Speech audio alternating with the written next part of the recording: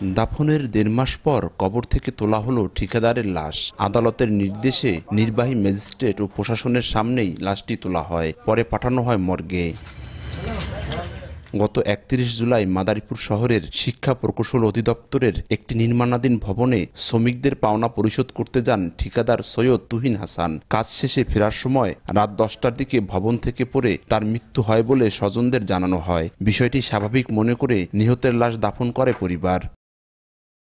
পরে স্বজনরা খোঁজ নিয়ে জানতে পারেন পূর্ব শত্রুতার জের আর সঙ্গে থাকা ১.৫ লাখ টাকা লুট করে নির্মাণাধীন ভবন থেকে ফেলে ঠিকাদার তুহিনকে হত্যা করা হয়। এই ঘটনায় ন্যায় বিচারের স্বার্থে গত ৬ August Madaripur chief judicial magistrate আদালতে নিহতের বাবা বাদী হয়ে ধলু মোল্লা সহ ৭ জনের নামে একটি হত্যা মামলার আবেদন করেন। পরে শুনানি শেষে বিচারক সদর মডেল থানা পুলিশকে মামলা রেকর্ডের নির্দেশ দেন। পাশাপাশি লাশ উত্তোলন করে ময়নাতদন্তের জন্য হাসপাতালের মর্গে পাঠানোরও নির্দেশ দেন। এরই প্রেক্ষিতে বৃহস্পতিবার দুপুরে জেলা প্রশাসনের নির্বাহী ম্যাজিস্ট্রেট মোহাম্মদ মাসুমের নেতৃত্বে লাশটি উত্তোলন করা হয়। পরে ময়নাতদন্তের জন্য মাদারীপুর ২৫০ সোজা জেলা হাসপাতালের মর্গে পাঠানো হয়। স্বাভাবিক মৃত্যুতে লাশ দাফন করা হয়।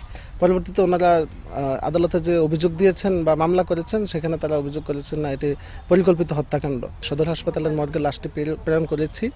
এর পরবর্তীতে আদালতের নির্দেশনা পেলে এটি হয়তো অন্য হাসপাতালের মর্গে ফরেন্সিকের জন্য পাঠানো হবে। এই ঘটনার সুষ্ঠু তদন্ত করে দোষীদের বিচার দাবি করেছেন স্বজন ও এলাকাবাসী। হত্যাকারীরা খুব পরিকল্পিতভাবে আমার যে ওইখানে যে গার্ড ছিল, সিকিউরিটি গার্ড, ওনাকে তারা হয়তো বা প্রেশার ক্রিয়েট করছে। পরবর্তীতে সে স্বীকার করে ফেলছে যে হত্যাকাণ্ড যে ঘটছে এই কথাটা পুরোটা স্বীকার করে ফেলছে যে এইভাবে এই লোক দ্বারা এই হত্যাকাণ্ড হয়েছে।